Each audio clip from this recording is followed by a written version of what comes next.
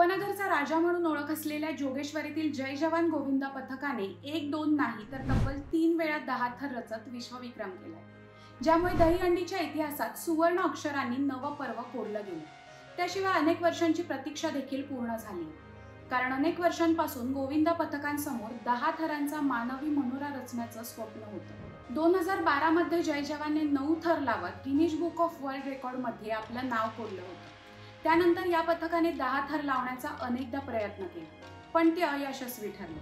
पण अखेर 2025 मध्ये तीनदा 10 थर लावत जय जवाननं अनेक वर्षांचं स्वप्न पूर्ण केलं। घाटकोपर येथील मनसेच्या दहीहंडीत 10 थर लावत त्यांनी पुन्हा आपलं वर्चस्व सिद्ध केलं।